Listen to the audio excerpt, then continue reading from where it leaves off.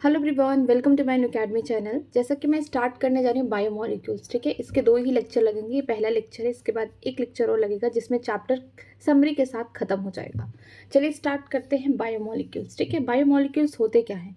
ऐसे कंपाउंड या ऐसे मॉलिक्यूल जो किस में पाए जाते हैं? लिविंग ऑर्गेनिज्म में पाए जाते हैं, इसीलिए इनका नाम क्या रखा गया? बायोमोलिक्यूल्स। चलिए स्टार्ट करते हैं। There is a wide diversity in living organism in your biosphere. हमारे बायोस्फीयर पे बहुत डिफरेंट टाइप के बोल सकते हैं लिविंग ऑर्गेनिज्म प्रेजेंट हैं। Now a question that arises in our mind is that are living organism made up of same chemical that is element and compound. हमारे दिमाग में एक सवाल आता है कि जितने सारे ऑर्गेनिज्म जो अर्थ पे हमारे यहाँ बायोस्फीयर पे हैं, क्या सब एक ही केमिकल या एक ही एलिमेंट से बने हुए हैं? You have learn in the chemistry how elemental analysis is perform. आपने केमिस्ट्री में पढ़ा होगा कि इस तरीके से किसी कंपाउंड का एलिमेंट को आप एनालिसिस कर सकते हैं।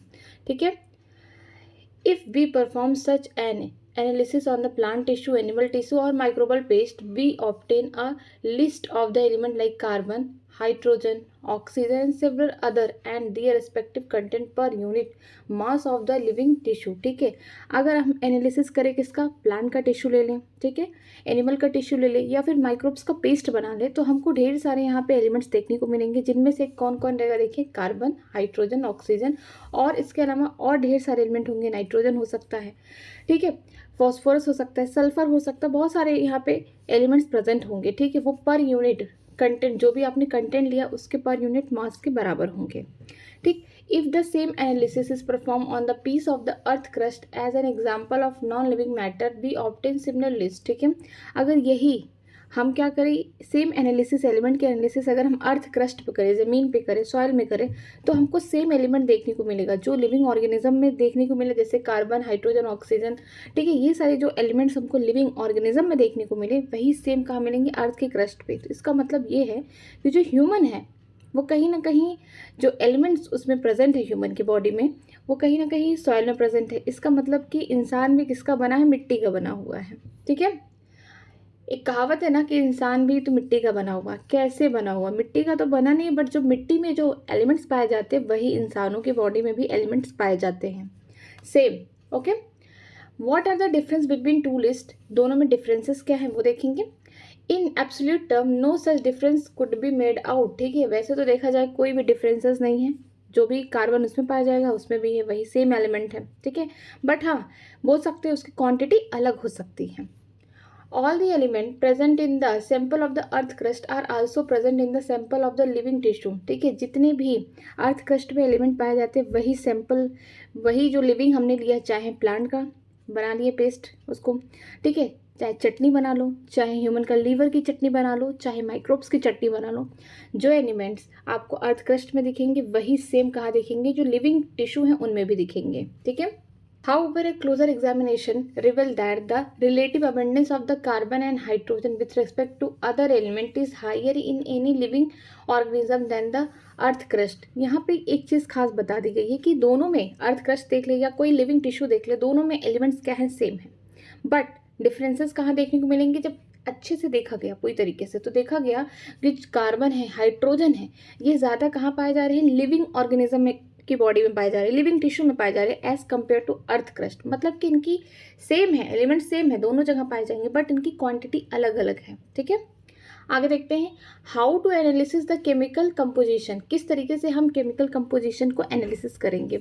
We can continue asking the same way what type of the organic compound are found in the living organism. ठीक है, हम पहले से ही क्वेश्चन आस्क कर रहे थे कि किस टाइप के ऑर्गेनिक कंपाउंड लिविंग ऑर्गेनिज्म में पाए जाएंगे। वैसे मोर जनरली बताऊं तो जो कोन्स है, मीन्स ऐसे एलिमेंट, ये देखिए कोन्स, carbon, hydrogen, oxygen, nitrogen, sulphur and phosphorus, ये जो होंगे हर जगह पाए जाएंगे। और मोस्टली ये ज़्यादा करके इनका जो क्वांटिटी ज़्यादा होगा किस में होगा? लिविंग ऑर्गेनिज्म की बॉडी में होगा। तो याद रखिए, carbon, hydrogen, oxygen, nitrogen, phosphorus, sulphur. ठीक है, ये सबसे ज़्यादा पाए जाएंगे। ये प्रेजेंट होंगे दोनों जगह, लिविंग नॉन लिविंग दोनों में, मतलब अर्थ क्रस्ट पे भी होंगे और लिविंग टिश्यू में भी होंगे, लेकिन इनका ज़्यादा क्वान्टिटी कहाँ होगा? लिविंग टिश्यू में होगा। आगे देखते हैं, how does one go about finding the answer. ठीक है, हम लोग कैसे इसका उत्तर पाएंगे कि कौन सबसे ज़्यादा, कौन सी ऑर्गेनिक कंपाउंड लिविंग ऑर्गेनिज्म में है। ठीक है, to get an answer one has to perform a chemical analysis. अगर हमें अपना आंसर जानना है तो हमें क्या करना पड़ेगा, केमिकल एनालिसिस करना पड़ेगा। We can take any living tissue, vegetable or the piece of the liver etc. and grind in the trichloroacetic acid using a mortar and pestle। हमें क्या करना है, कोई लिविंग टिश्यू ले लेना है, चाहे वेजिटेबल की लीव्स ले लेना है, या फिर हमको क्या करना है, किसी का लीवर का पीस ले लेना और उसकी क्या करना है, चटनी बनाना, उसे ग्राइंड करना है। किसके साथ करना है, ट्राइक्लोरोएसिटिक एसिड। यहाँ पे 3 क्या है, क्लोरीन है और एसिटिक एसिड है, ठीक है। तो इसका नाम है ट्राइक्लोरोएसिटिक एसिड है, जिससे क्या करना है, हमको मोटर और पिस्टल की हेल्प से उसको खूब कूट की चटनी बना देना है। We obtain a thick slurry, ठीक है, हमको क्या मिलेगी, एक थिक स्लरी मिलेगी, एक थिक चटनी मिलेगी। If we were to strain this through the cheese cloth और the cotton we would obtain 2 fraction. अगर ये जो स्लरी बनी है, हम इसे क्या करेंगे, एक पतला सा बोल सकते हैं कॉटन का क्लॉथ ले लेंगे, ठीक है, सूती कपड़ा ले लेंगे या फिर चीज़ क्लॉथ लेके उसके ऊपर रखेंगे और उसको क्या करेंगे, छानेंगे, पकड़ के उसको क्या करेंगे, छानेंगे, या फिर हम उसको दबाएंगे ताकि कुछ तो होगा, जो लिक्विड वाला फॉर्म होगा नीचे आ जाएगा और उसमें जो थिक वाले फॉर्म होंगे, जो पोर्स को नहीं पार कर पाएंगे, ठीक है, क्रॉस नहीं कर पाएंगे, तो क्या हो जाएंगे, ऊपर रह जाएंगे। 2 फ्रैक्शन देखने को मिलेगा। One is the filtrate, more technically the acid soluble pool, ठीक है। जो हम क्या करेंगे, एक वेसल में उसको पूरी तरीके से जो स्लरी बनी है उसको हम कॉटन के कपड़े पे रख के उसको खूब उसमें से निकालेंगे, उसको हम बोल सकते हैं उसको दबाएंगे, कंप्रेस करेंगे, ताकि जो चीज़ें हैं जो बाहर आ सकती है पोर से, वो क्या हो जाएंगी, एक वेसल्स में आ जाएंगी, जिसे हम फिल्ट्रेट कहेंगे। मोर टेक्निकली हम ये शब्द इस्तेमाल करेंगे, एसिड सॉल्युबल पूल, ठीक है। एंड द सेकेंड, द रिडेंटेट, जो बचा हुआ है उसे हम क्या बोलेंगे, एसिड इनसॉल्युबल फ्रैक्शन, ठीक है। जो नीचे छन के आ गया उसे फिल्ट्रेट बोलती है, ठीक है। उसको मोर टेक्निकली शब्द बोलेंगे एसिड सॉल्युबल पूल, ठीक। और जो बच गया, ऊपर रह गया, उसे क्या बोलेंगे, रिडेंटेट, मतलब वो अभी वैसे ही पड़ा हुआ है, या फिर हम बोलेंगे एसिड इनसॉल्युबल फ्रैक्शन है वो। Scientist have found 1000 of the organic compound in the acid soluble pool, ठीक है। साइंटिस्ट ने हजारों ऑर्गेनिक कंपाउंड कहाँ पाए हैं, एसिड सॉल्युबल पूल में पाए, मतलब जो फिल्ट्रेट निकल के आए उसमें पाए हैं। आगे चलते हैं, आगे दिया गया, in higher classes you will learn about how to analysis the living tissue sample and identify a particular organic compound. आप हायर क्लासेस में जाएंगे, वहाँ पे आप पढ़ेंगे किस तरीके से जो लिविंग टिश्यू है उसके सैंपल में कितने डिफरेंट टाइप के ऑर्गेनिक कंपाउंड प्रेजेंट होते हैं, ठीक है। It will suffice to say that the one extract the compound, then the subject the extract to be various separation technique till one separated a compound from all the other, ठीक है। ये भी कहना है कि अगर ढेर सारे जब कंपाउंड पाए जाएंगे, उनमें से उनको क्या एक्सट्रैक्ट करना डिफरेंट टेक्निक से तभी पॉसिबल होगा, क्योंकि एक ही कंपाउंड तो प्रेजेंट नहीं होंगे, हजारों कंपाउंड प्रेजेंट हैं, ठीक है, किसी भी लिविंग टिश्यू में। तो हमें क्या करना पड़ेगा, जिस कंपाउंड को हमको निकालना होगा, हमें डिफरेंट यहाँ पे टेक्निक्स लगा के उसको क्या करना होगा, एक्सट्रैक्ट करना होगा। In other words, one isolate and purify a compound, दूसरे शब्द में हम बोलेंगे कि हम उसे क्या करेंगे, पहले पहचान लेंगे, आइसोलेट कर लेंगे कि ये है, फिर उसको क्या करेंगे, प्यूरिफाई कर लेंगे, निकालने के बाद उसको फिर से प्यूरिफाई कर लेंगे, क्योंकि दूसरे कंपाउंड भी क्या पता उससे जुड़े हों। आगे देखते हैं, analytical technique when applied to the compound give us idea of the molecular formula and the probable structure of the compound, ठीक है। जब हम एनालिटिकल टेक्निक अपनाएंगे तो हमें पता चलेगा कि कंपाउंड का क्या मॉलिक्यूलर वेट है, क्या उसका फॉर्मूला है, कैसे उसका स्ट्रक्चर है, हम लोग ये भी देख लेंगे, ठीक है। All the carbon compound that we get from the living tissue are called biomolecules, जितने भी कार्बन कंटेनिंग कंपाउंड जो हमें लिविंग टिश्यू से मिल रहे हैं या लिविंग बॉडी से मिल रहे हैं, हम उसे क्या बोलते हैं, बायोमॉलिक्यूल्स बोलते हैं। अब यहाँ पे बोल सकते हैं असली डिफिनेशन या असली थोड़ा सा मजा आ गया बायोमॉलिक्यूल्स का, ठीक है। However, living organism have also got inorganic element and compound in them। इसके अलावा लिविंग ऑर्गेनिज्म में इनऑर्गेनिक एलिमेंट्स और कंपाउंड दोनों पाए जाते हैं, ठीक है। आगे देखते हैं, how do we know this, हमें कैसे पता चलेगा कि उसके पास इनऑर्गेनिक एलिमेंट और कंपाउंड है। अब उसके बारे में देखते हैं, a slightly different but destructive experiment has to be done, एक दूसरा बोल सकते हैं स्लाइटली डिफरेंट, थोड़ा सा अलग, बट डिस्ट्रक्टिव का मतलब यहाँ पे कुछ टूटेगा, ठीक है, यहाँ पे कुछ नाश होगा, नष्ट होगा, ठीक है, डिस्ट्रॉय होगा, तो हम बोल सकते हैं यहाँ पे करना पड़ेगा, तब हमें पता चलेगा कि कौन से इनऑर्गेनिक एलिमेंट या इनऑर्गेनिक कंपाउंड जो लिविंग ऑर्गेनिज्म में प्रेजेंट है उनको हम देख पाएंगे। One weight a small amount of the living tissue, say a leaf or the liver, and this is called wet weight and dry it। आपको क्या करना है कि स्मॉल पीस आपको लिविंग टिश्यू ले लेना है, चाहे लीफ ले लेना, चाहे लीवर ले लेना है, उसको क्या करना है, उसमें तो वाटर होगा, फ्रेशली लेंगे तो उसमें क्या होगा, वाटर कंटेंट होगा, आप उसको क्या करेंगे, ड्राई करेंगे, हीट करके सब उसमें से वाटर निकाल देंगे वेपर के फॉर्म में।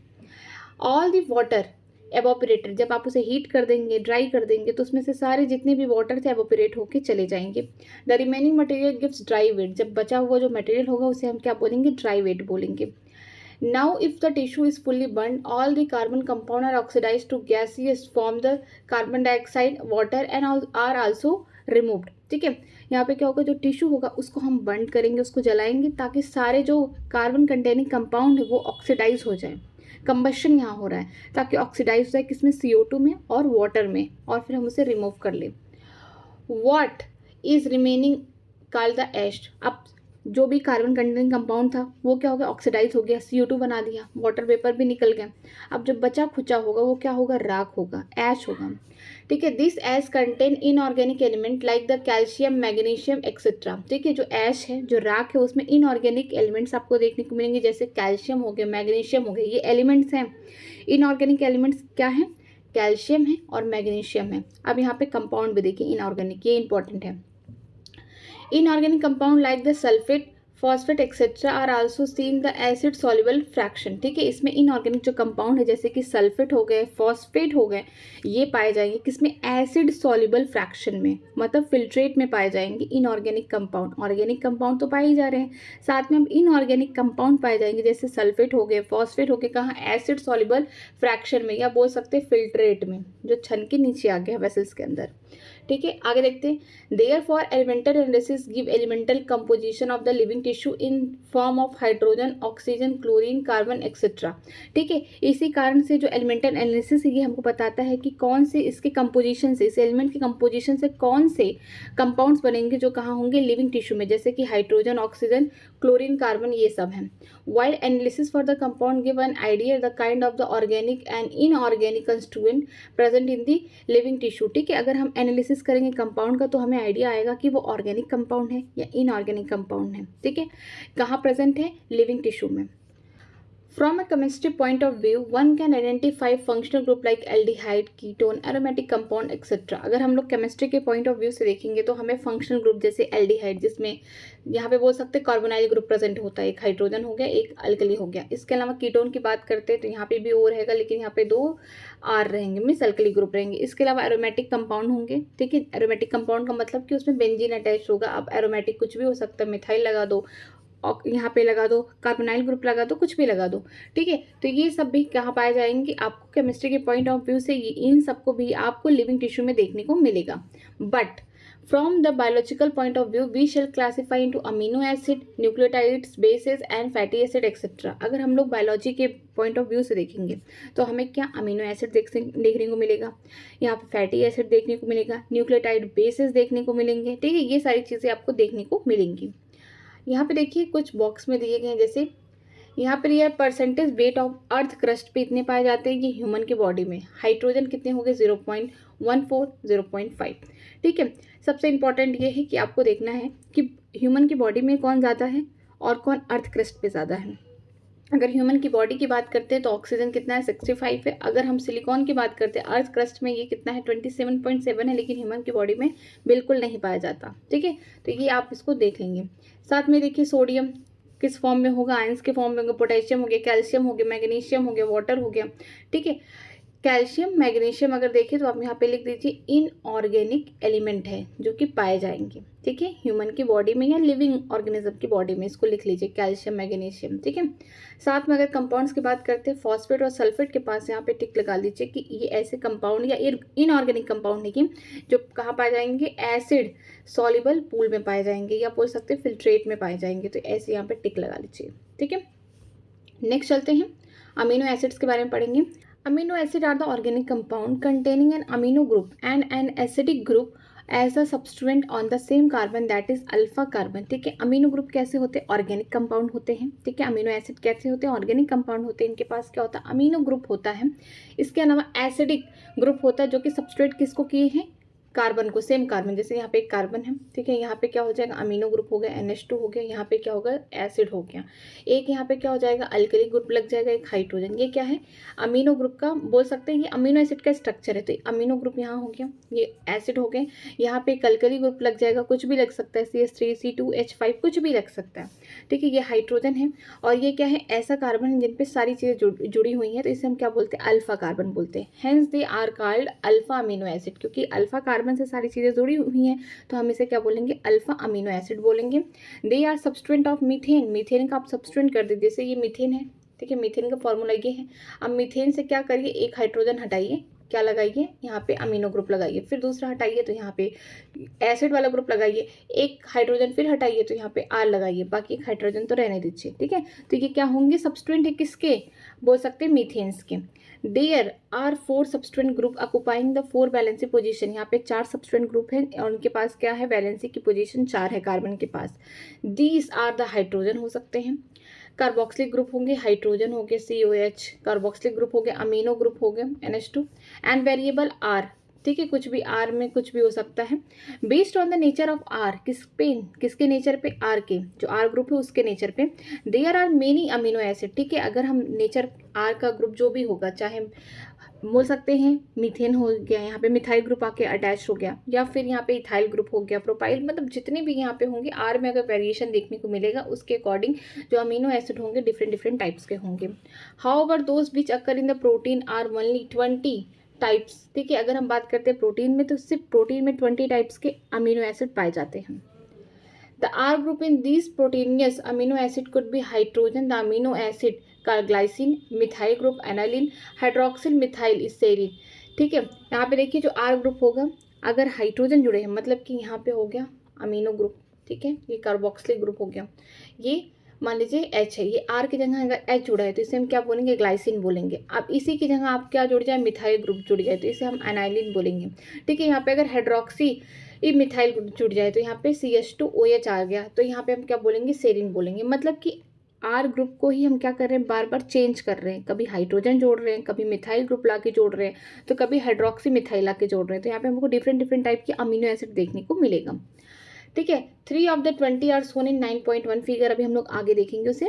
The chemical and physical property of amino acid are essentially of the amino, carboxyl and the R functional group. अगर हम केमिकल या फिजिकल प्रॉपर्टी किसी अमीनो एसिड को हमको देखना है तो हमें 3 ग्रुप्स को देखना पड़ेगा, पहले अमीनो ग्रुप को, कार्बोक्सिल ग्रुप को, और जो फंक्शनल आर ग्रुप है जो बार बार चेंज हो रहा है, ठीक है, इस तीनों को देखना पड़ेगा। Based on number of amino and carboxyl group, there are acidic, that is glutamic acid, basic, lysine, neutral, valine amino acid, ठीक है। आप क्या देखना है, अगर आपको एसिडिक, बेसिक, न्यूट्रल देखना है तो आपको अमीनो ग्रुप देखना है और कार्बोक्सी ग्रुप देखना है, कि अगर अमीनो ग्रुप ज़्यादा हो गए, एक से ज़्यादा, तो मतलब बेसिक हो जाएगा। बेसिक के लिए कौन है, अमीनो एसिड लाइसिन हो गया, ठीक है। अगर एक से ज़्यादा कार्बोक्सी ग्रुप है मतलब एसिडिक हो गया, अब एसिडिक के लिए कौन हो गए, ग्लूटामिक एसिड, ठीक है। अगर एक ही बोल सकते हैं अमीनो ग्रुप है और एक ही क्या जुड़ा हुआ है वहाँ पे, बोल सकते हैं एक कार्बोक्सिल ग्रुप है, तो दोनों क्या है, बैलेंस करिए, न्यूट्रल हो गया, ठीक है। तो यहाँ पे बोल सकते हैं वैलिन हो गया। तो इंपॉर्टेंट ये है कि अगर एसिडिक अमीनो एसिड की बात करेंगे तो ग्लूटामिक एसिड हो गया, बेसिक की बात करेंगे लाइसिन, सीधे सीधे पूछ सकता है which of the following is the basic amino acid, acidic amino acid, तो आप इसको याद कर लीजिए। न्यूट्रल की बात करेंगे तो वैलिन होगा। Similarly there are the aromatic amino acid. अब यहाँ पे एरोमेटिक अमीनो एसिड का मतलब कि बेंजीन के साथ बने हुए अमीनो एसिड आएंगे। देखिए टायरोसिन हो गया, फिनाइन एनालिन हो गया, ट्रिप्टोफैन, ठीक है। टायरोसिन हो गया, फिनाइन एनालिन हो गया और ट्रिप्टोफैन, ये याद कर लीजिए। अब particular property of amino acid is ionisable nature of the amino group and the carboxylic group, ठीक है। जो अमीनो एसिड है इसके पास एक कैपेसिटी और है कि आयनाइजेबल है, मीन्स अपने आयंस में टूट जाता है, ठीक है। जैसे अमीनो ग्रुप की वजह से इसका नेचर ये क्यों हुआ, आयनाइजेबल क्यों हुआ, अमीनो ग्रुप की वजह से और कार्बोक्सिलिक ग्रुप है इनकी वजह से हुआ है। Hence in the solution of the different pH the structure of amino acid change. इसी कारण से अगर आप डिफरेंट डिफरेंट पीएच में रखेंगे, एसिडिक में रखेंगे, बेसिक में रखेंगे, न्यूट्रल में रखेंगे, डिफरेंट डिफरेंट पीएच में अगर आप अमीनो एसिड को रखेंगे तो इनके जो स्ट्रक्चर होंगे वो भी क्या हो जाएंगे, चेंज हो जाएंगे। आगे देखते हैं स्ट्रक्चर किसका, अमीनो एसिड का। नॉर्मली क्या होता है, एक कार्बन होगा, एक यहाँ पे बोल सकते हैं अमीनो ग्रुप होगा, दूसरा होगा कार्बोक्सिल ग्रुप, ठीक है। यहाँ पे वेरिएबल R होगा जो चेंज होता रहेगा, एक हाइड्रोजन होगा, ठीक है। ये नॉर्मल है। अगर हम इसको क्या कर रहे हैं, डिफरेंट डिफरेंट पीएच में डाल रहे हैं। ठीक है, तो यहाँ पे क्या देखने को मिलेगा कि जो अमीनो ग्रुप है, ठीक, ये जो अमीनो ग्रुप है यहाँ से क्या होगा, ये हाइड्रोजन लॉस कर देगा। एसिड क्या करता है, हाइड्रोजन को लूज करता है। ठीक है, ये अपना हाइड्रोजन रिलीज करेगा। अमीनो ग्रुप कैसे होते हैं, ये बेसिक होते हैं, ये क्या करते हैं, एक्सेप्ट कर लेते हैं। तो यहाँ पे क्या हो जाएगा, NH3 पॉजिटिव हो जाएगा और COO निगेटिव हो जाएगा। तो देखिए ये वाले में देखिए अमीनो ग्रुप तो ऐसे ही है। ठीक है, यहाँ पे जो अमीनो ग्रुप है उसमें कोई चेंजेस नहीं हुआ, लेकिन जो ये कार्बोक्सिलिक है इसने अपना एक हाइड्रोजन को लूज कर दिया है अपने सोल्यूशन में। यहाँ पे देखेंगे तो यहाँ पे COH वैसे ही है। यहाँ पे देखिए एक हाइड्रोजन, यहाँ पे इनके पास आयंस आ गए हैं। तो इसका मतलब कि जो बी वाला है कैसे, ज्यूटर आयन है, मतलब कि ऐसे अमीनो एसिड जिसके पास क्या होते हैं, निगेटिव और पॉजिटिव आयन दोनों होते हैं, तो ये क्या हो गए, ज्यूटर आयन हो गए। आगे देखते हैं, lipids are generally water insoluble. अगर हम बात करते हैं लिपिड्स की, ठीक है, जो फैटी एसिड से बने हुए हैं यहाँ पे, वो कैसे होते हैं, जनरली वाटर इनसॉल्युबल होते हैं, पानी में घुलनशील नहीं है। They could be simple fatty acid, वो सिंपल फैटी एसिड हो सकते हैं जैसे कि glycerol. A fatty acid which have carboxy group attach to R group. ठीक है, ऐसे फैटी एसिड जिसके पास क्या होता है, कार्बोक्सिलिक ग्रुप होता है और किससे जुड़ा होता है, आर ग्रुप के साथ, मीन्स अल्कली के साथ। The R group could be methyl हो सकता है, ethyl, and on the higher number CH2 group, जैसे कार्बन 1 से लेके 19 तक जो आर ग्रुप होता है, मिथाइल हो सकता है, इथाइल हो सकता है, प्रोपाइल हो सकता है, लेकिन ये 1 से लेके 19 कार्बन तक हो सकते हैं आर के ग्रुप। ठीक है, for example palmitic acid has 16 carbon including the carboxylic carbon. ठीक है, ये कैसे होते हैं, पाल्मेटिक एसिड क्या है, ये फैटी एसिड है जिनके पास क्या है, 16 कार्बन है, 16 कार्बन है, किसको लेके, ठीक है, इनमें आर ग्रुप के साथ साथ किसको, कार्बोक्सिलिक ग्रुप को भी लेके, जो COH लिखेंगे हम लोग C15 के साथ, इसको साथ में लेके कितने, 16 कार्बन है। ये तो इंपॉर्टेंट है, इंक्लूडिंग, ये देख लीजिएगा क्वेश्चन में इंक्लूडिंग है कि एक्सक्लूडिंग है, तो आप इसके हिसाब से अपना ऑप्शन चूज करिएगा। अब देखते हैं दूसरा है आर्किनोडिक एसिड, जो कि 20 कार्बन है इंक्लूडिंग द कार्बोक्सिलिक ग्रुप। ठीक है, दूसरा एक एसिड है, कैसा एसिड है, फैटी एसिड है, जिसका नाम है आर्किनोडिक एसिड, जिसपे पास 20 कार्बन से इंक्लूडिंग द कार्बोक्सिलिक ग्रुप। अगर इंक्लूड नहीं करेंगे तो उनके पास क्या है, 19 कार्बन है। बोल सकते हैं जो एल्कली ग्रुप है उनके पास 19 कार्बन है, COH को छोड़ के, कार्बोक्सिलिक एसिड को छोड़ के, उस ग्रुप को छोड़ के, कार्बोक्सी। ठीक है, fatty acid could be saturated without double bond और अनसैचुरेटेड विथ 1 और मोर डबल बॉन्ड या फिर ट्रिपल बॉन्ड होंगे। ठीक, फैटी एसिड सैचुरेटेड भी हो सकते हैं, मतलब कार्बन कार्बन के बीच में सिंगल बॉन्ड होंगे। अनसैचुरेटेड हो सकते हैं, कार्बन के बीच में डबल बॉन्ड या फिर ट्रिपल बॉन्ड भी प्रेजेंट होंगे। Another simple lipid that is glycerol which is trihydroxypropane. एक सबसे सिंपल बोल सकते हैं लिपिड है जिसका नाम है ग्लिसरॉल, जिसको बोल सकते हैं ट्राईहाइड्रोक्सीप्रोपेन। अब इसका स्ट्रक्चर हम लोग देखेंगे आगे। Many lipids have both glycerol and fatty acid. ठीक है, बहुत सारे लिपिड्स के बाद क्या होता है, ग्लिसरॉल भी होते हैं, फैटी एसिड भी होते हैं। Here the fatty acid are found is esterified with the glycerol। ठीक है, यहाँ पे जो फैटी एसिड पाए जाएंगे वो एस्टिफाइड हुए हैं किसका, ग्लिसरॉल के साथ। They can be then monoglyceride, diglyceride होंगे, ट्राइग्लिसराइड हो सकते हैं। ठीक है, this are also called the fat and oil based on the melting point. इन्हें हम फैट भी बोल सकते हैं, ऑयल बोल सकते हैं, किसके हिसाब से बोलेंगे, मेल्टिंग पॉइंट। अगर जल्दी से मेल्ट हो गए तो ऑयल हो गए, नहीं हुए तो फैट हो गए। ठीक है, oil have lower melting point. ठीक है, जो ऑयल होते हैं उनके पास मेल्टिंग पॉइंट क्या होता है, बहुत लो होता है, बहुत जल्दी ही मेल्ट हो जाते हैं, जैसे कि एग्जांपल है गिंगलिंग oil, and hence remain oil in the winter. और इनके पास इतना मेल्टिंग पॉइंट इतना लो होता है कि ये विंटर में भी ऑयल के फॉर्म में ही पाए जाएंगे। ठीक है, वो जमते नहीं हैं। Can you identify the fat from the market, क्या आप मार्केट से फैट को आइडेंटिफाई कर सकते हैं। Some lipid have phosphorus and phosphoglycerate organic compound in them. ठीक है, बोल सकते हैं कुछ लिपिड ऐसे होते हैं जिनके पास फॉस्फोरस या फिर बोल सकते हैं फॉस्फोरेट ऑर्गेनिक कंपाउंड प्रेजेंट होते हैं। इन्हें हम क्या बोलते हैं, फॉस्फोलिपिड कहते हैं। फॉस्फोलिपिड कहाँ प्रेजेंट होंगे, सेल मेम्ब्रेन में प्रेजेंट होंगे। जो बाई लेयर था किसका, लिपिड का, उसी में क्या है, फॉस्फोलिपिड प्रेजेंट है। They are found in the cell membrane. ये कहाँ प्रेजेंट होंगे, सेल के सेल मेम्ब्रेन में प्रेजेंट होंगे। लिसिथिन, ये इंपॉर्टेंट है, जो लिसिथिन है ये क्या है, एक एग्जाम्पल है किसका, फॉस्फोलिपिड का। ठीक है, some tissue specially the neural tissue have the lipid with the more complex structure. कुछ यहाँ पे सम टिश्यू, कुछ टिश्यू के पास स्पेशली क्या कह सकते हैं कि जो न्यूरल टिश्यू इनके पास क्या है, लिपिड है। ठीक है, और ये मोर कॉम्प्लेक्स स्ट्रक्चर में पाए जाते हैं।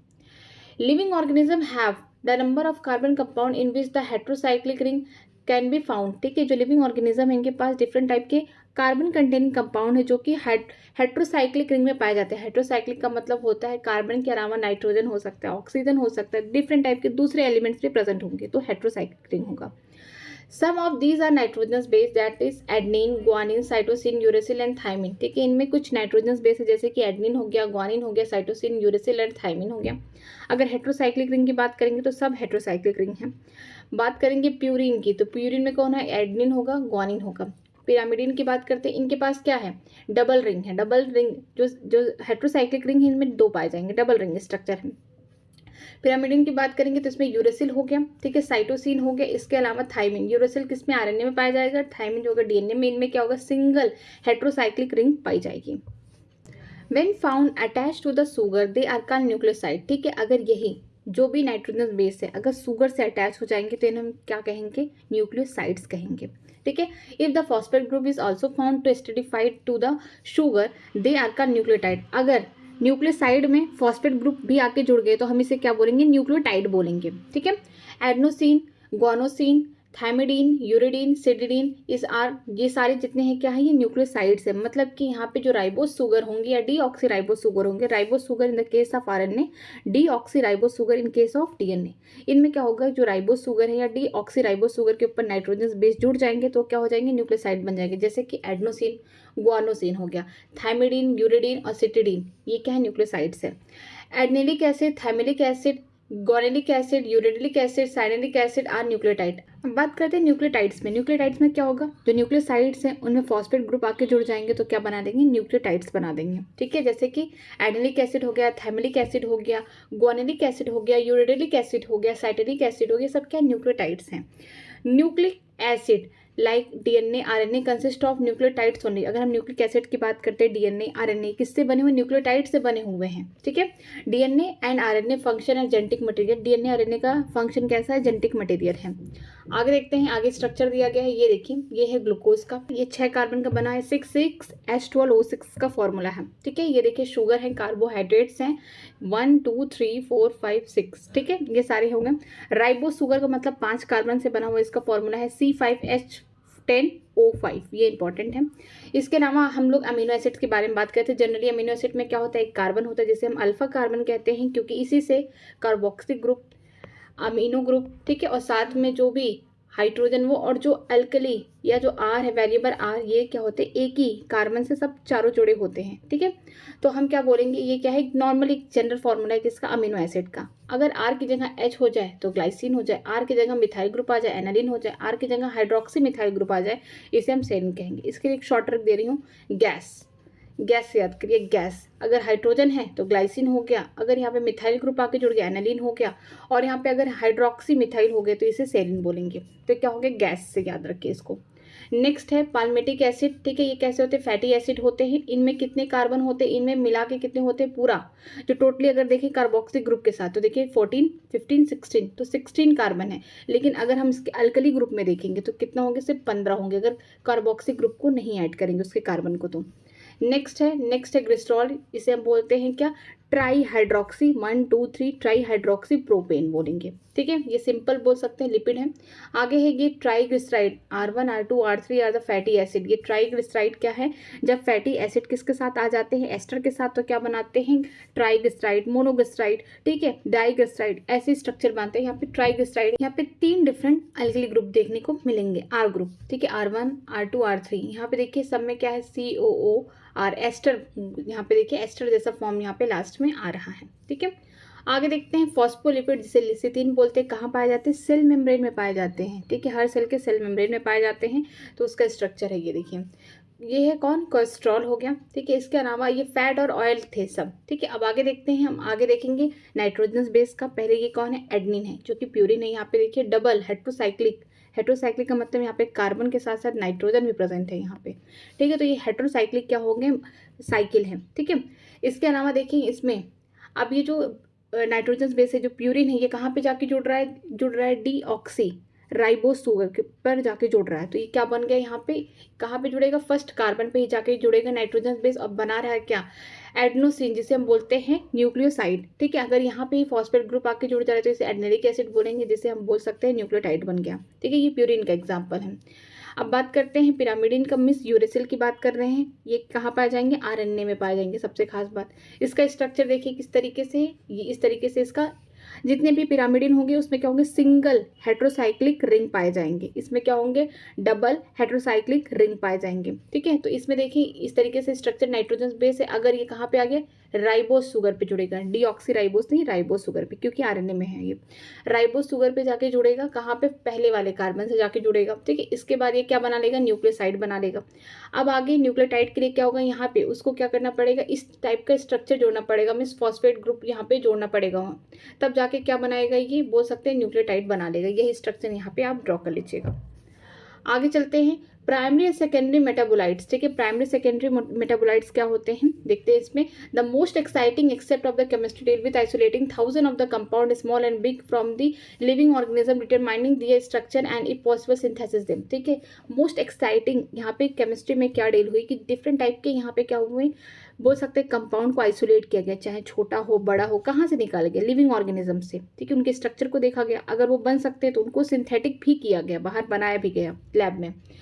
If one were to make a list of biomolecule, such a list would have thousands of the organic compound including the amino acids, sugar, etc. Biomolecules क्या होते हैं, ऐसे कंपाउंड, ऐसे केमिकल कंपाउंड जो लिविंग ऑर्गेनिज्म से निकाले जाते हैं। अगर इसकी लिस्ट बनाए तो हमको हजारों ऑर्गेनिक कंपाउंड देखने को मिलेंगे, जैसे अमीनो एसिड हो गया, शुगर हो गया, पॉलीसेक्राइड हो गया, न्यूक्लिक एसिड हो गया, सब क्या है, ये सब है ऑर्गेनिक कंपाउंड। ठीक है, for a reason that are given in the, यहाँ पे सेक्शन दिया गया है 9.10, we can call this biomolecule as a metabolite. ठीक है, यहाँ पे डिफरेंट टाइप के यहाँ पे मेटाबोलाइट्स दिए गए हैं बॉक्स में, इसको हम लोग देखेंगे। In animal tissue one notice that the presence of such category और कंपाउंड सोन इन 9.1 फिगर। आपको 9.1 में हमको देखने को मिला ये सारी स्ट्रक्चर जो पहले हम लोग डिस्कस कर चुके हैं, इन्हीं की बात की जा रही है।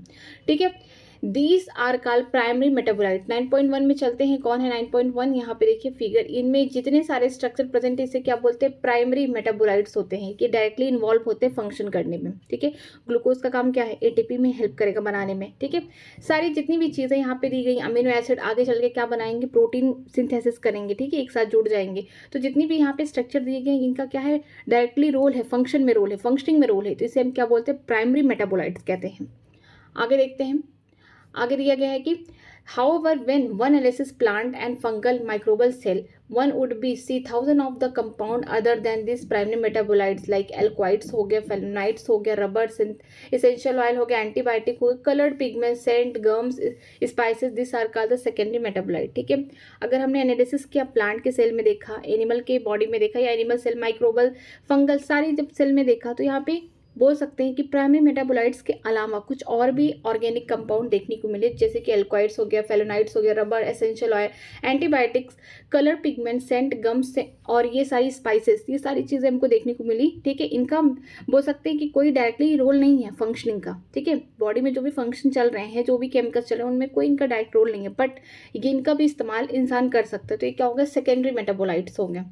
ठीक है, यहाँ पे देखिए, while the primary metabolites have identifiable function and play a role in the normal physiological process, we do not at the moment understand the role of the function of all the secondary metabolite in the host organism। ये important है कि जो primary metabolite है हम उसे identify कर सकते हैं, उसके फंक्शन को भी देख सकते हैं कि कहाँ किस फिजियोलॉजिकल फंक्शन में या प्रोसेस में उसका काम है। ठीक है, लेकिन अगर हम एक समय पे सेकेंडरी मेटाबोलाइट का फंक्शन देखना चाहे होस्ट ऑर्गेनिज्म में, तो हमें पता नहीं चलेगा। ठीक है, However, many of them are useful to the human welfare। जो सेकेंडरी मेटाबोलाइट्स हैं वो ह्यूमन वेलफेयर या ह्यूमन के कल्याण के लिए बहुत ज़्यादा हेल्पफुल हैं, जैसे कि रबर हो गया, ड्रग्स हो गया, स्पाइसेस, सेंट, परफ्यूम, पिगमेंट्स, ये सारी चीज़ें क्या है, ह्यूमन क्या कर सकता है, यूज़ कर सकता है। ठीक है, some secondary metabolite have the ecological importance. ये इंपॉर्टेंट है कि कुछ सेकेंडरी मेटाबोलाइट्स का इकोलॉजिकल इंपॉर्टेंस भी है।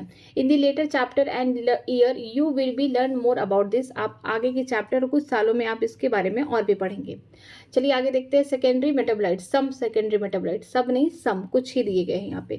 पिगमेंट की बात करेंगे, कैटियोनाइड्स हो गया, एंथोसायनिन। ठीक है, ये कैसे होते हैं, ऐसे पिगमेंट होते हैं जो वाटर में सॉल्युबल होते हैं, जैसे चुकंदर है, चुकंदर को कट करिए, पानी में रखिए, सारा कलर निकल जाएगा। ये कलर कहाँ प्रेजेंट है, उसके जो वैक्यूल है वहाँ पे प्रेजेंट है, उसको आप जितनी बार कट करेंगे उसका वैक्यूल क्या होगा, कटता जाएगा कटता जाएगा, उसमें से ये एंथोसायनिन नाम के जो पिगमेंट है वो बाहर निकलेंगे। तो कैसे होते हैं, वाटर सॉल्युबल होते हैं, ये वाले कैसे होते हैं, फैट सॉल्युबल है।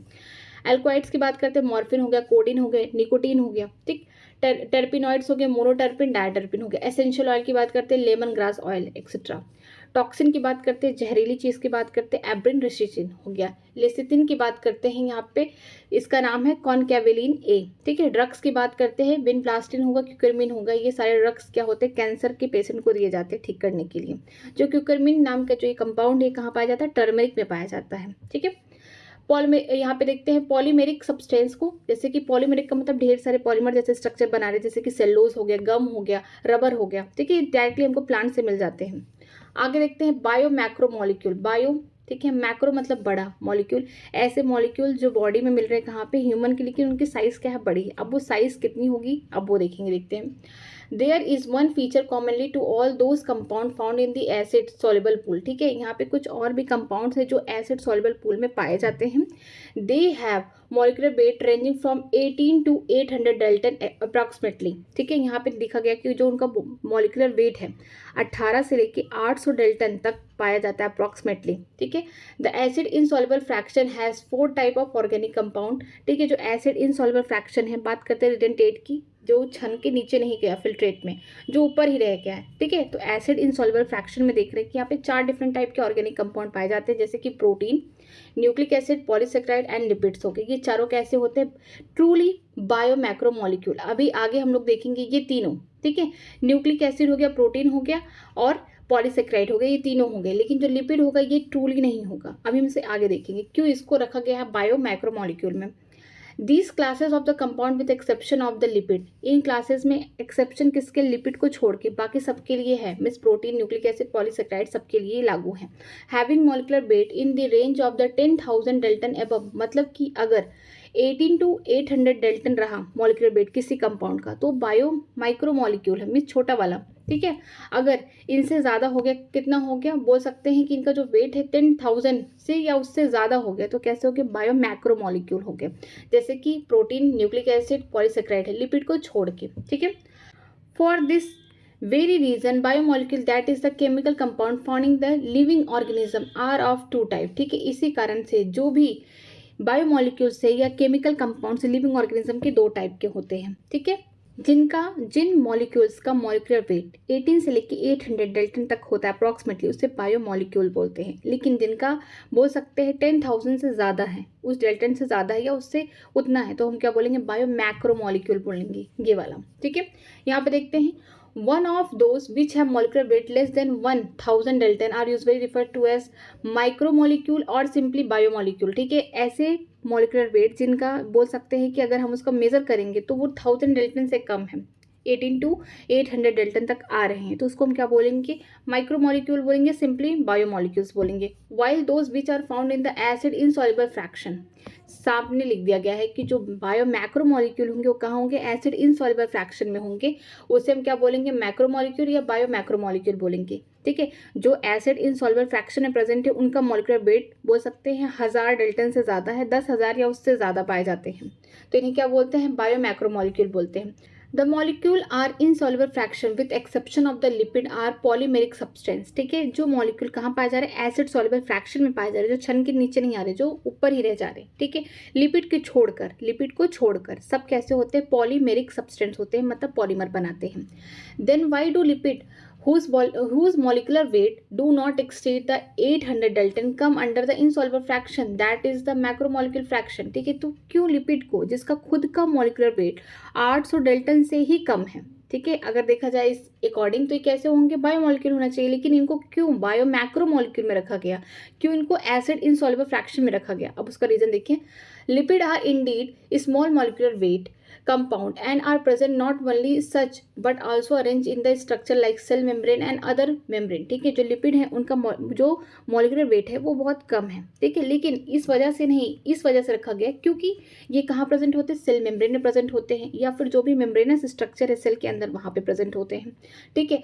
When we grind a tissue, जब हम ग्राइंड कर रहे थे, किसी टिश्यू को तोड़ रहे थे, we are disturbing the cell structure, हम सेल स्ट्रक्चर को इसके तोड़ रहे थे, ठीक है। Cell membrane and the other membrane are broken into pieces and form the vesicle which do not water soluble, ठीक है। जब सेल मेम्ब्रेन टूटा और भी मेम्ब्रेनस जो चीज़ें थी वो टूटी सेल के अंदर, तो क्या हुआ, वो छोटे छोटे पीसेज में हो गए और क्या बन गए, छोटे छोटे विसाइकल्स बना ले, छोटे छोटे हम बहुत सारे इस तरह के विसाइकल बना जो कि वाटर इनसॉल्युबल है, पानी में नहीं घुलता है, ठीक है।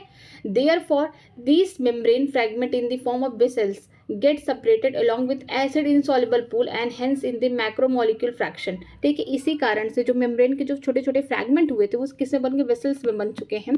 ठीक है, वेसिकल्स में बन चुके हैं और ये सेपरेट हो गए, किस में सेपरेट हो गए, एसिड इनसॉल्युबल पूल में सेपरेट हो गए। ठीक है, फिल्ट्रेट वाले पार्ट में नहीं आए, वो रेडेंटेट वाले पार्ट में आके रह गए। ठीक है, नीचे फिल्ट्रेट नहीं हो पाए, तो एसिड इनसॉल्युबल पूल में क्या हो गया, सेपरेट हो गए। इसी वजह से इनको कहाँ रख दिया गया, मैक्रोमोलिक्यूलर फ्रैक्शन में रख दिया गया। ठीक है, इनका मॉलिक्यूलर वेट देख के नहीं, इनका क्या हो गया, कैपेसिटी नहीं था। ठीक है, ये वाटर में सॉल्युबल ही नहीं हो पाए और ये कहाँ रह गए, एसिड इनसॉल्युबल पूल में रह गए, जिसकी वजह से इनको बोल दिया गया macromolecule. Lipid are not strictly macromolecule. जो लिपिड है स्ट्रिक्टली हम इसको नहीं बोल सकते मैक्रोमोलिक्यूल है, क्योंकि इसका मॉलिक्यूलर वेट ही 800 डेल्टन से कम है।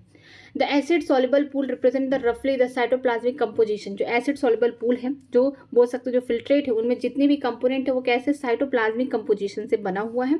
The macromolecule from the cytoplasm in organelles become the acid insoluble fraction. ठीक है, जो मैक्रोमोलिक्यूल है, चाहे साइटोप्लाज्म का मेम्ब्रेन हो गया, चाहे सेल की मेम्ब्रेन हो गए, ऑर्गेनल्स के मेम्ब्रेन हो गए, वो क्या हो गए, एसिड इनसॉल्युबल फ्रैक्शन में रह गए, क्योंकि वो पार ही नहीं कर पाए पोर्स को। ठीक है, वाटर में क्या है, इनसॉल्युबल है वो।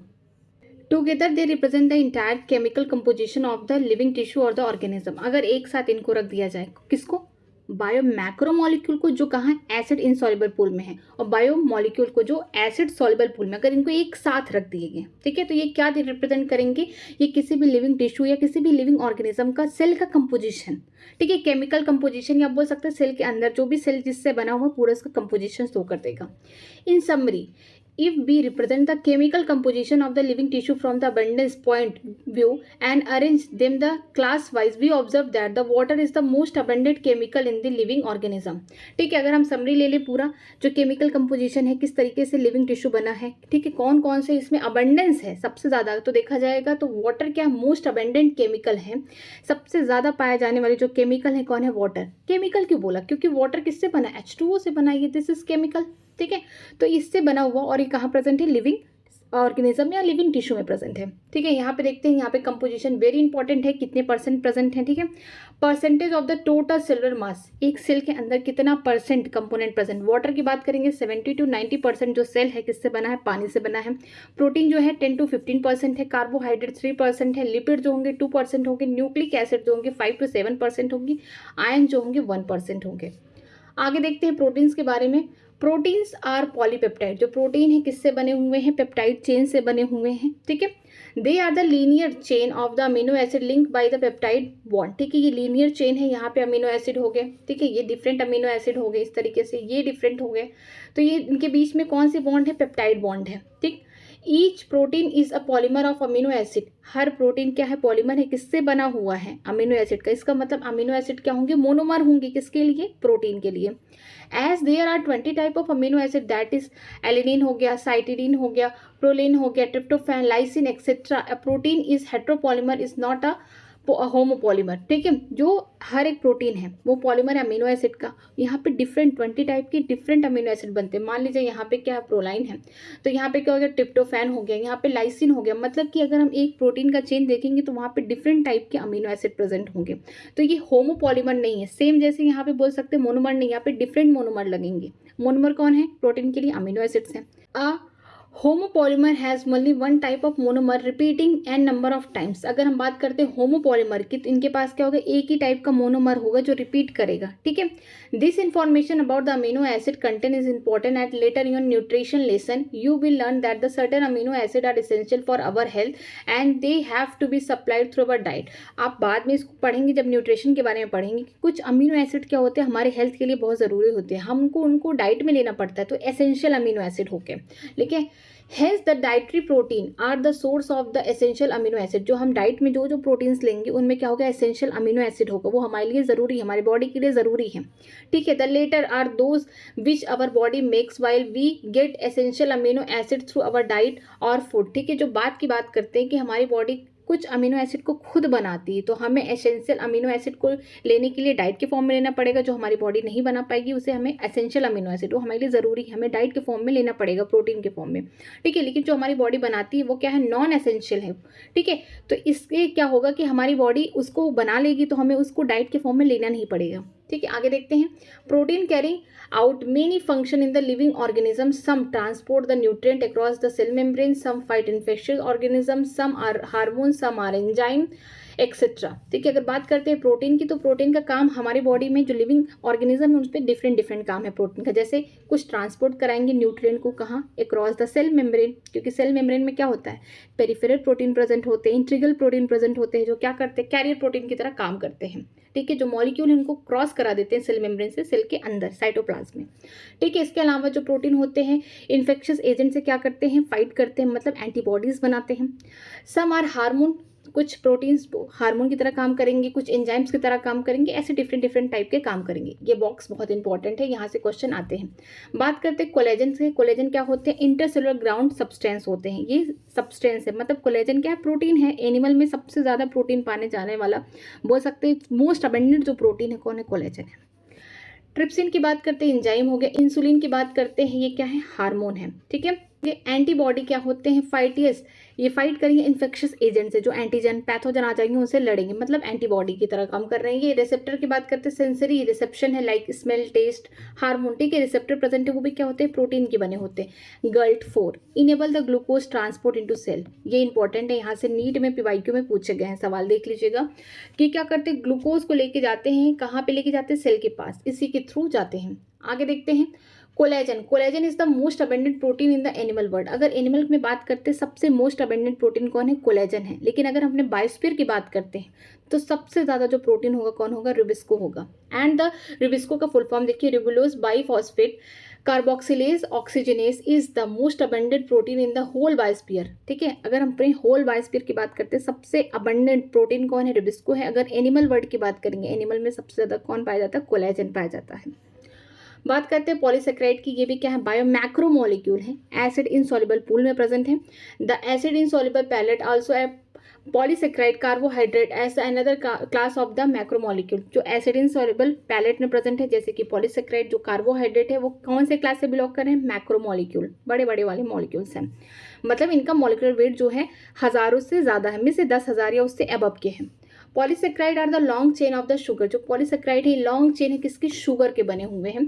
दे आर थ्रेड लाइक, ये थ्रेड जैसे लिटरली कॉटन थ्रेड, अगर आप कॉटन थ्रेड को नॉर्मली देखेंगे तो उसी तरीके से ये थ्रेड लाइक स्ट्रक्चर है। Containing different monosaccharide as a building block, इनके पास डिफरेंट टाइप के बोल सकते हैं मोनोसेक्राइड्स प्रेजेंट है एज ए बिल्डिंग ब्लॉक, मतलब मोनोसेक्राइड क्या है, इनके लिए मोनोमर है। ठीक है, फॉर एग्जाम्पल ये जैसे सेलुलोज, ये क्या है, पॉलीसेक्राइड है।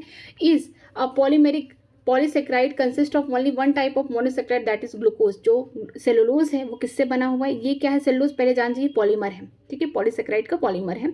इसका जो बोल सकते हैं मोनोमर है वो क्या है, ग्लूकोज है। मतलब ढेर सारे ग्लूकोज इस तरीके से ऐड हैं, ग्लूकोज इस तरीके से ऐड हो रहे हैं। ठीक है, एक ही जैसे, तो क्या है, होमोपॉलीमर है। तो ये क्या बना रहे हैं आगे चल के, ये सेलुलोज बना रहे हैं। तो जो सेलुलोज है वो किससे बना हुआ है, ग्लूकोज के मोनोमर से बना हुआ है, सेम टाइप का। तो हम बोल सकते हैं ये कैसे हो गए, होमोपॉलीमर ऑफ द ग्लूकोज हो गए।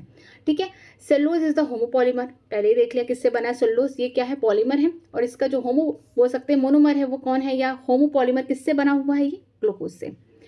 Starch is the variant of this but present as a store house of the energy in plant tissue. Starch क्या है, वेरिएंट है, इसी के जैसा होता है। इसका मेन काम क्या होता है, खाना को स्टोर करके रखना है प्लांट टिश्यू में। एनिमल हैव अनदर वेरिएंट का ग्लाइकोजन। ठीक है, एनिमल के अंदर भी स्टोरेज बॉडी है जिसको बोलते हैं हम क्या, ग्लाइकोजन बोलते हैं। इनुलिन, ये इंपॉर्टेंट है, inulin is a polymer of fructose. जो इनुलिन है ये किसके पॉलीमर है, फ्रैक्टोज के। मतलब ये क्या है, पॉलीमर है, और ये क्या होंगे, ये मोनोमर होंगे। तो ये किसके पॉलीमर होंगे, फ्रैक्टोज के। ढेर सारे फ्रैक्टोज आके जुड़ जाए तो इनुलिन बनेंगे, और ढेर सारे ग्लूकोज आके जुड़ जाएंगे तो सेलुलोज बनेंगे। इन पॉलीसेक्राइड चेन से ग्लाइकोजन, अगर हम पॉलीसेक्राइड चेन देख रहे हैं जैसे कि ग्लाइकोजन में the right end is the reducing end होगा and left end is the non reducing end. जो राइट एंड होगा, मान लीजिए ये राइट हो गया, ये वाला लेफ्ट हो गया। ठीक है, ये राइट हो गया। जो राइट एंड होंगे वो रिड्यूसिंग होंगे, लेफ्ट वाले कैसे होंगे, नॉन रिड्यूसिंग होंगे। ठीक है, किसी को रिड्यूस नहीं कर पाएंगे। It has branches as shown in the figure, cartoon यहाँ पे ये देखिए कार्टून दिया गया, इसमें अभी हम देखेंगे आगे कि इनके पास ब्रांचिंग भी पाई जाती है। स्टार्च फॉर्म बहुत इंपॉर्टेंट है, नीट में यहाँ पे क्वेश्चन आ चुका है। Starch form helical secondary structure. जो स्टार्च है इसके पास क्या, हेलिकल लाइक स्ट्रक्चर है, सेकेंडरी स्ट्रक्चर है। ठीक है, in fact starch can hold I2 molecule in the helix portion. ठीक है, जो स्टार्च है उसका स्ट्रक्चर इस तरीके से हेलिकल लाइक स्ट्रक्चर है, इस तरीके से, जिसके अंदर वो क्या करता है, आयोडीन के मॉलिक्यूल को होल्ड करके रख सकता लगता है। ठीक है, स्टार्च टेस्ट होता है ना, तो हम क्या करते हैं, सलाइवा में मिक्स कर लेते हैं चावल के कुछ दाने, फिर वही निकालते हैं और उसमें क्या करते हैं, आयोडीन का टेस्ट कराते हैं। तो आयोडीन के टेस्ट में ब्लू कलर का आ जाता है। क्यों आता है, क्योंकि बोल सकते हैं जो स्टार्च है वो कैसे होते हैं, हेलिकल शेप के होते हैं, जिसमें क्या होता है, इनके हेलिक्स के बीच में क्या होता है, आयोडीन के मॉलिक्यूल इसमें फंस जाते हैं। ठीक है, उसको होल्ड कर लेता है। आगे देखते हैं, in fact the starch can hold I2 molecule in the helix portion, the starch I2 is the blue in colour. ठीक है, जो इनका हेलिक्स जैसे स्ट्रक्चर है, इसी में क्या होता है, I2 मॉलिक्यूल आके यहाँ पे फंस जाते हैं, उसको होल्ड कर लेता है, जिसकी वजह से स्टार्च का जो कलर होगा ब्लू कलर देगा। Cellulose do not contain the complex helical, यहाँ पे इनमें कुछ भी हेलिक्स जैसा नहीं दिखता, इनके पास हेलिकल शेप नहीं है, and hence can not be hold I2। जो सेल्यूलोज होंगे उनके पास कोई भी हेलिक्स जैसा स्ट्रक्चर नहीं इस तरीके से, जिसकी वजह से I2 को ये होल्ड नहीं कर पाएंगे, आयोडीन के मॉलिक्यूल को ये होल्ड नहीं कर पाएंगे, जिसकी वजह से कोई भी कलर नहीं आएगा। ठीक है, आगे देखते हैं, यहाँ पे डायग्राम दिया है ग्लाइकोजन का। ठीक है, लेफ्ट और राइट साइड देखिए, मान लीजिए ये क्या होंगे, लेफ्ट साइड, ये राइट साइड होंगे। जो लेफ्ट साइड होंगे वो कैसे होंगे, नॉन रिड्यूसिंग होंगे, R for right, R for reducing इन। ये ग्लाइकोजन के कार्टून दिए गए, इसका मतलब इनमें क्या है, ब्रांचिंग पाई जाएगी। आगे चलते हैं, plant cell wall is made up of cellulose. ठीक है, जो प्लांट का सेल है किससे बना, सेल्यूलोज से बना। हम जानते हैं सेल्यूलोज क्या है, पॉलीमर है। ठीक है, किससे बने हुए, ढेर सारे ग्लूकोज से बने हुए, वो भी कैसे, होमोपॉलीमर है। तो यहाँ पे लिखा पेपर, जो पेपर होते हैं made up of plant pulp and the cotton fibre are the cellulosic. जो पेपर है, जो ये पेपर्स हैं हमारे पास, ये किससे बने हुए हैं, बोल सकते हैं प्लांट के पल्प से बने हुए हैं। लेकिन अगर हम बोल सकते हैं कॉटन के फाइबर कैसे, सेल्यूलोज से बने हुए, ये इंपॉर्टेंट, ये अलग बातें हैं, ये अलग बातें हैं। There are more complex polysaccharide in nature, यहाँ पे बहुत डिफरेंट टाइप के कॉम्प्लेक्स पॉलीसेक्राइड नेचर में पाए जाते हैं। ठीक है, they have a building block amino sugar and chemically modified sugar, example है glucosamine N acetyl glucosamine etcetera. ठीक है, इनके पास क्या होंगे, बिल्डिंग ब्लॉकेज होंगे, किसके बने होंगे, जो बिल्डिंग ब्लॉक्स हैं किसके बने होंगे, अमीनो शुगर के बने होंगे, और केमिकली मॉडिफाइड शुगर हैं। जो अमीनो शुगर हैं या फिर जो केमिकली मॉडिफाइड शुगर है वो क्या है, जैसे glucosamine, N acetyl glucosamine etcetera. ठीक है, अब आगे देखते हैं, exoskeleton of the arthropod for example have complex polysaccharide called chitin. बहुत इंपॉर्टेंट लाइन है कि जो आर्थ्रोपोड का जो बाहर का स्ट्रक्चर है, जो हार्ड है, वो किससे बना, एक्सोस्केलेटन से बना हुआ है। एक्सोस्केलेटन क्या, कॉम्प्लेक्स पॉलीसेक्राइड है, जिसे हम काइटिन कहते हैं, जिसकी वजह से अब मैमल के बाद अब अर्थ पे किसका राज होने वाला है, इसी आर्थ्रोपोड्स का राज होने वाला है, क्योंकि इनका जो एक्सोस्केलेटन है बहुत हार्ड है। ये किससे बने हुए, कॉम्प्लेक्स पॉलीसेक्राइड से बने, जिसे हम काइटिन कहते हैं। These complex polysaccharide are mostly homopolymer. जो ये कॉम्प्लेक्स पॉलीसेक्राइड्स होते हैं ज़्यादा करके होमोपॉलीमर होते हैं, मतलब कि इनकी सेम मोनोमर से जुड़ के ये आगे चल के पॉलीमर बनाते हैं। आगे देखते हैं, nucleic acid, the other type of the macromolecule that one find in the acid insoluble fraction of the living tissue is the nucleic acid. हमने देख लिया प्रोटीन। ठीक है, इसके बाद देख लिया पॉलीसेक्राइड, अब न्यूक्लिक एसिड देख रहे हैं। न्यूक्लिक एसिड भी कहाँ पाया जाएगा, एसिड इनसॉल्युबल पूल में पाया जाएगा। ये भी क्या है, मैक्रोमोलिक्यूल है। These are polynucleotide. ठीक है, ये पॉलीन्यूक्लियोटाइड है, ढेर सारे न्यूक्लियोटाइड से बने हुए nucleic acid together with the poly. अब देखिए यहाँ पे बहुत इंपॉर्टेंट लाइन है, टुगेदर किसके साथ, न्यूक्लिक एसिड किसके साथ, polysaccharide and polypeptide. These comprises the two macro molecular fraction of any tissue और सेल। न्यूक्लिक एसिड हो गए, पॉलीसेक्राइड्स हो गया, ठीक है यहाँ पे, और पॉलीपेप्टाइड, ये तीनों क्या है, ट्रू मैक्रोमोलिक्यूलर फ्रैक्शन में प्रेजेंट होते हैं। मतलब कि इनका जो मॉलिक्यूलर वेट होगा ये बोल सकते हैं 1000 से ज़्यादा होगा, 10,000 या 10,000 से ज़्यादा डेल्टन का होगा। ये ट्रूली बोल सकते हैं बायो मैक्रोमोलिक्यूल है।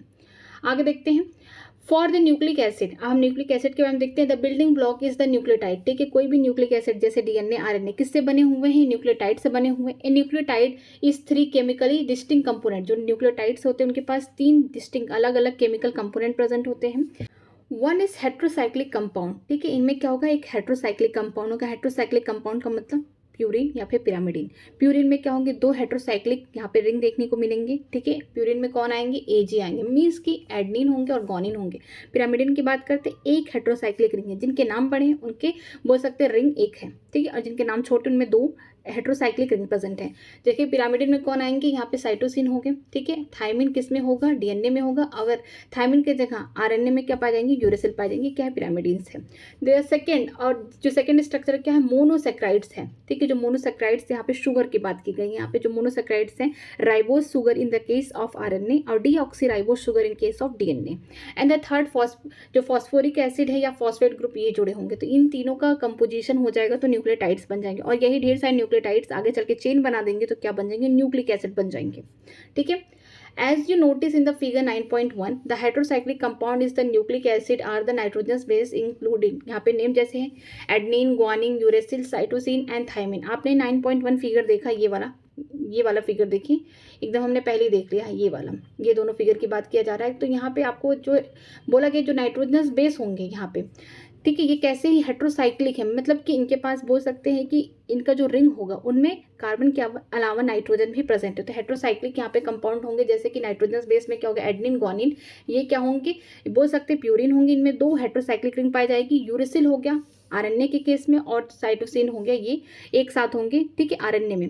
तो ये कैसे होंगे सिंगल हेट्रोसाइक्लिक रिंग प्रेजेंट होगी। अगर हम बात करते हैं साइटोसिन और थायमिन, ये होंगे डीएनए में प्रेजेंट होंगे, दोनों पिरामिडिन होंगे, और ये कैसे होंगे, ये भी क्या होंगे हेट्रोसाइक्लिक होंगे, एक ही रिंग होगा, ठीक है। Adenine, guanine are substituent purine with rest of substituent pyrimidine, ठीक है। एडनिन और ग्वानिन को क्या बोला गया, ये प्यूरिन होंगे, बाकी सब जो है तीनों बचे हुए इसे क्या बोलेंगे पिरामिडिन बोलेंगे।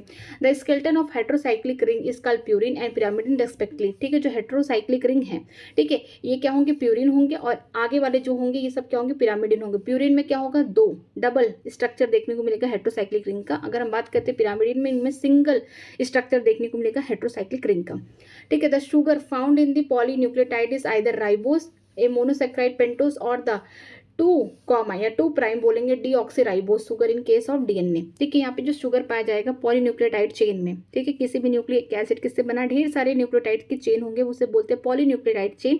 और इनमें जो शुगर होगा अगर राइबोस शुगर होगा, ठीक है, जिसको हम क्या बोलते हैं मोनोसेक्राइड पेंटोस, ठीक है, किसके केस में होगा आरएनए के केस में होगा। अगर हम बात करते हैं डीएनए में, तो डीएनए में 2 प्राइम, यहाँ पे जो दूसरे कार्बन है वहाँ पे ऑक्सीजन नहीं प्रेजेंट होगा, जिसकी वजह से क्या बोलेंगे डीऑक्सीराइबोस शुगर कहाँ प्रेजेंट होंगे डीएनए में प्रेजेंट होंगे। A nucleic acid containing deoxyribose is called the DNA, जिसे deoxyribonucleic acid। ऐसे न्यूक्लिक एसिड, ठीक है, जिस किससे बने हुए हैं जो शुगर है उन पे जो सेकंड कार्बन वहाँ पे ऑक्सीजन नहीं प्रेजेंट, इसे उस शुगर को हम क्या बोलते हैं डीऑक्सीराइबोस बोलते हैं। तो हम उसे क्या बोलेंगे डीएनए, ठीक है। तो इसका नाम है डीएनए का फुल फॉर्म डीऑक्सीराइबोन्यूक्लिक एसिड है। While that which contain ribose sugar, जिनके पास क्या होगा राइबोस शुगर होगा, मतलब कि उनकी जो दूसरा कार्बन है वहाँ पे ऑक्सीजन प्रेजेंट होगा पूरी तरीके से, वो किस केस में होंगे आरएनए में होंगे। तो हम उसे क्या बोलेंगे आरएनए बोलेंगे, जिसे राइबोन्यूक्लिक एसिड बोलेंगे, ठीक है। तो याद रखिएगा कि जो डीएनए है उसका जो राइबोस शुगर है उसके पास ऑक्सीजन नहीं है, किसके पास जो दूसरा कार्बन के पास ऑक्सीजन है उस पर हाइड्रोजन सिर्फ है, ठीक है। तो हम इसे क्या बोलेंगे डीऑक्सीराइबोस शुगर से बना हो, इसलिए डीएनए इसका नाम है। तो डीएनए का जो फुल फॉर्म क्या है डीऑक्सी, मतलब इसके पास ऑक्सीजन नहीं है, ऐसे राइबोस शुगर जिसके पास ऑक्सीजन नहीं है तो इससे बना है डीएनए, ठीक है। डीऑक्सीराइबोन्यूक्लिक एसिड, और जिन राइबोस शुगर के पास ऑक्सीजन प्रेजेंट है सेकंड कार्बन पे उसे हम क्या बोलेंगे राइबोस शुगर बोलेंगे, और जिसको कहाँ प्रेजेंट है आरएनए। आरएनए का जो फुल फॉर्म है क्या है राइबोन्यूक्लिक एसिड, ठीक है। राइबोस शुगर के पास क्या है ऑक्सीजन प्रेजेंट है।